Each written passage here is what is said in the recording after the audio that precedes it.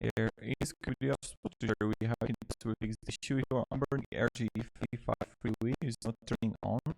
Now, the first thing that you want to do, you want to completely unplug it from charging cable. You want to remove the OS card. Then you want to insert the OS card.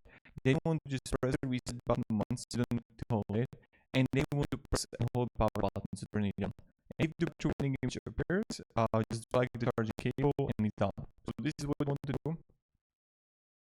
And I hope it's going to help you to fix the issue for you. So yeah, have a great day.